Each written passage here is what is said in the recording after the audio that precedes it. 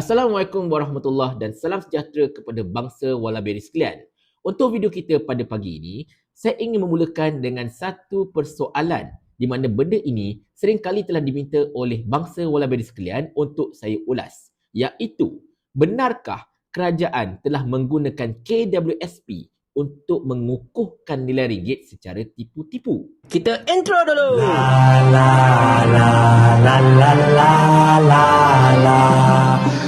Cerita dia macam ni, tuan-tuan dan puan-puan sekalian. Kita semua tahu, nilai ringgit kita memang tengah menjunam dengan teruknya, terutamanya pada awal tahun ini. Di mana pada awal tahun ini, ringgit kita telah mencapai kadar RM4.80 untuk setiap dolar Amerika, yang terburuk dalam tempoh 26 tahun negara kita ini masalahnya. Dan dalam masa yang sama juga, kita tahu for a fact, kita punya FDI pun menurun dengan sangat-sangat mendadak. Kemudian kita punya ekspor pun berkurangan. And then kita punya equity dekat bursa kita pun dijual secara banyak sekali oleh para pelabur luar. Menjadikan pada tahun lepas hinggalah ke saat ini, kita punya equity dekat bursa mencatatkan net outflow. Maknanya lagi banyak dijual berbanding dengan yang dibeli. Kita juga tahu untuk equity ini, untuk cover balik benda yang telah dijual oleh pelabur-pelabur luar ini, equity tersebut telah dibeli semula oleh para pelabur tempatan seperti KWSP, KWAP dan macam-macam lagi. Tetapi dalam masa yang sama juga, kita dapat lihat pada awal bulan Mac ini, ringgit kita tiba-tiba mengukuh sedikit. Daripada RM4.80, pap sekarang ini dah berlega dekat RM4.68 lebih kurang macam tu. Dan anak-anak papa pun bergembira lah. Wah, lihatlah ringgit kita telah mengukuh. Kita telah berada di landasan betul dan macam-macam lagi lah secara asasnya. Dan yang paling kelakar sekali, Mamat Niha, ekonomis akan tetapi. Dia punya ayat macam macai. Oh, masa ringgit RM4.80 dulu, oh kau bising bagai nak rak. Tapi sekarang ringgit RM4.80, kau senyap pula dan sebagainya. Aduh, pelik-pelik lah aku Nazri Hamdan ni kan. Dia ni konon-kononnya ekonomis yang neutral. Konon-kononnya lah. Tetapi cara dia menulis, cara dia bercakap macam anak papa tersakiti masalahnya. Tapi lantaklah suka hati dia lah kan. Nak jadi anak papa tersakiti ke apa-apa ke, lantak dia kat situ. Cumanya nak pesan pada Nazri Hamdan, anda ni pandai, ada sijil, ada kelayakan.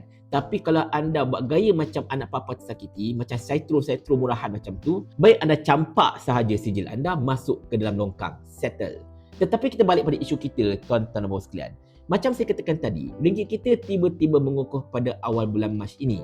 Dan benda ini mendatangkan kepelikan. Sebab macam kita kata tadi, kita punya ekonomi tak cantik. Kita punya outflow masih teruk. Kita punya FDI pun tak berapa cantik. KDNK pada suku pertama tahun ini pun dijangka tidak begitu berkembang sangat.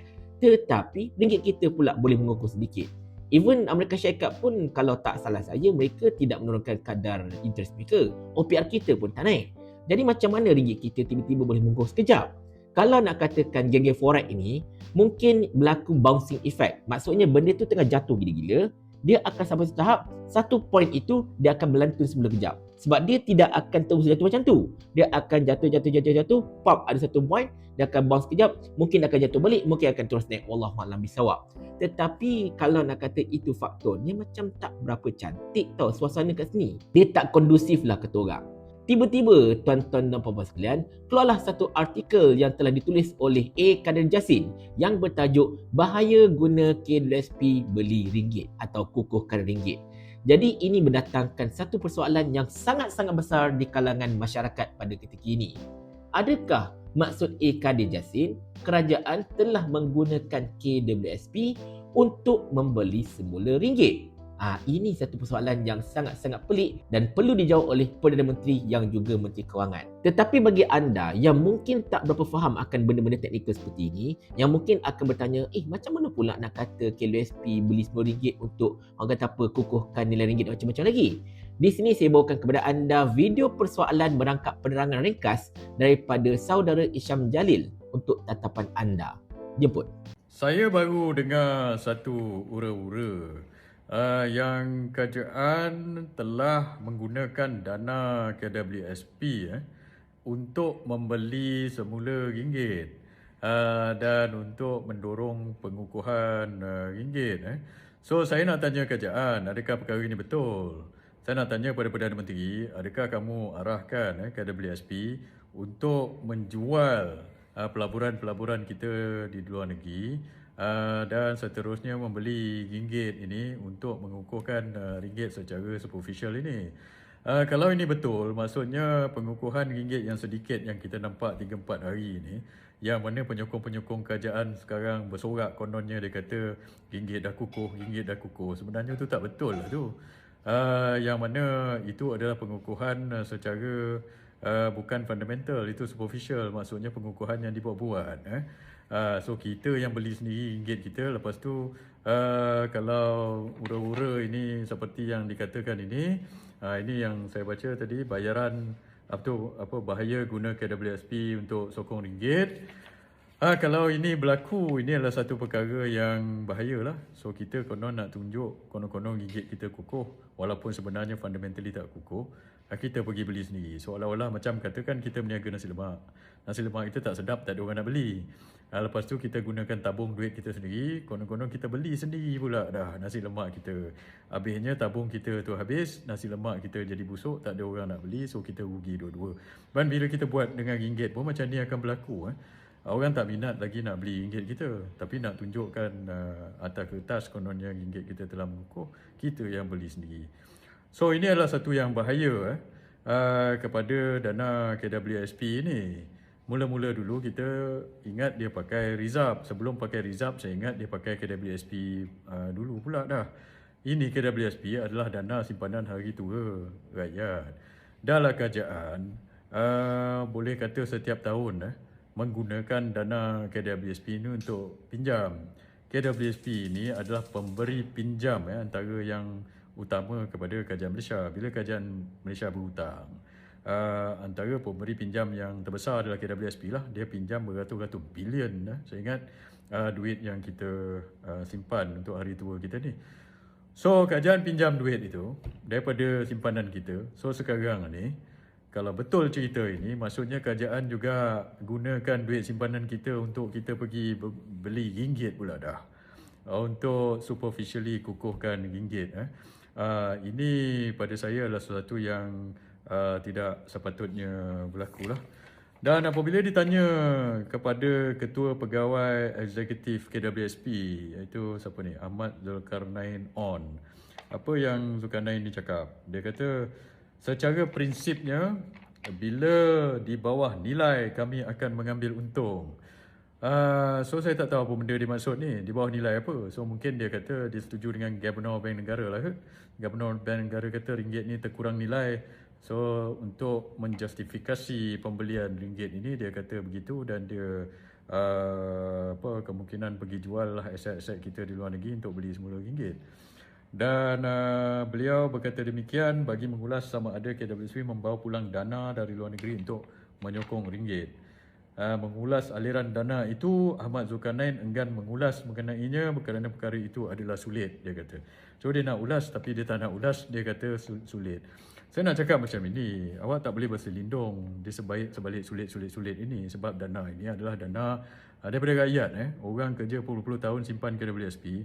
Sekali jika sekiranya ini yang telah berlaku, awak kena explain penggunaan dana ini untuk pergi beli semula ringgit, untuk mengukuhkan ringgit secara superficial ini.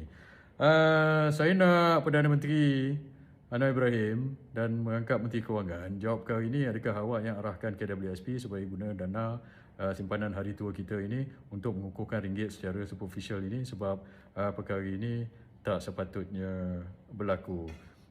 Just because we want to look good on paper, kita pergi boleh dikatakan seolah-olah memperjudikanlah dana duit simpanan kita ini untuk mengukuhkan ringgit secara superficial ini. So di sini tuan-tuan sekalian, kita boleh faham sedikit. Kaedah untuk beli ringgit ini seumpamanya macam kita jual satu barang kita tak laku, kita pergi minta anak kita ke minta bini kita ke korek tabung dekat rumah, beli barang apa yang kita jual. Macam itulah kiranya. Duit itu bukan datang dari luar tau, bukan datang daripada customer luar, tetapi datang daripada tabung kita sendiri, tapi kita suruhlah anak kita beli ke, bini kita beli ke. Jadi duit itu tak ke mana sebenarnya. At the end of the day, kitalah yang rugi. Sebab duit simpanan kita itu patutnya kita guna untuk beli benda lain ataupun kita laburkan ke apa-apa ke.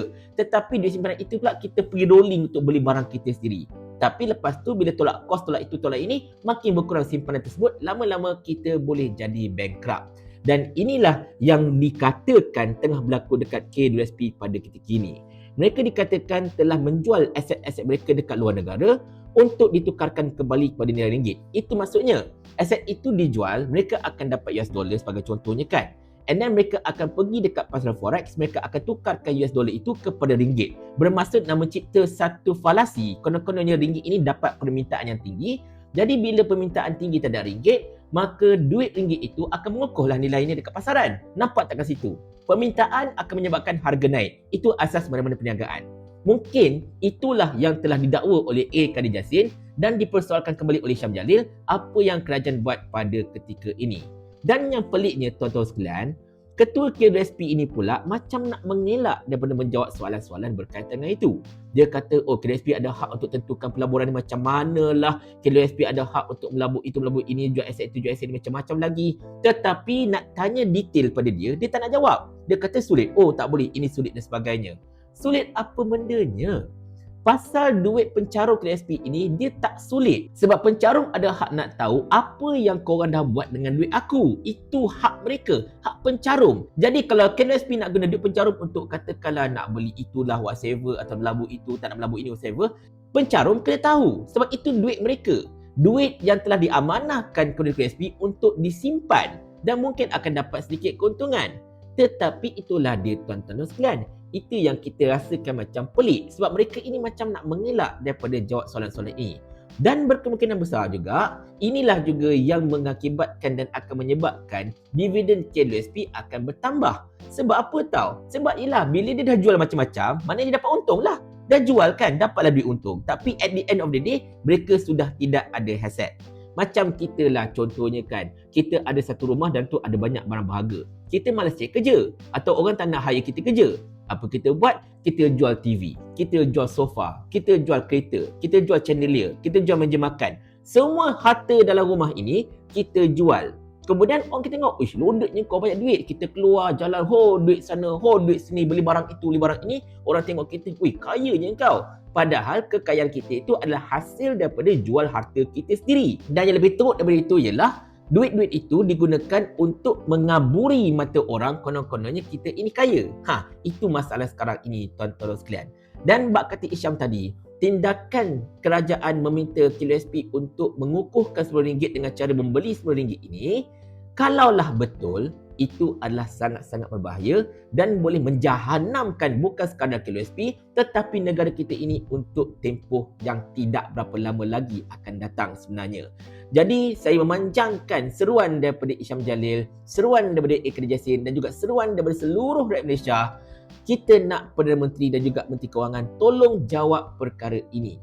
Tolong pastikan jawapan yang tuntas, yang betul, yang tepat sebab rakyat berhak tahu. Pencarum-pencarum KWSP berhak tahu. Dan kepada ahli-ahli Parlimen Pembangkang, Perikatan Nasional, terutamanya mereka yang menjaga portfolio kewangan, tolong bawa benda ini masuk dalam Parlimen.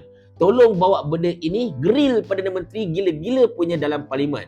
Kalaulah ada lagi sesi PMQT dan sebagainya, dan kalaulah betul benda ini kita boleh tanya apa-apa saja soalan tanpa semata tapisan, gunakan sesi PMQT itu untuk grill Perdana Menteri kau punya berkenaan dengan hal ini. Sebab apa? Ini kalau betul tidak boleh dibiarkan sebab ini akan menjahanamkan negara. Kita ulang lagi sekali.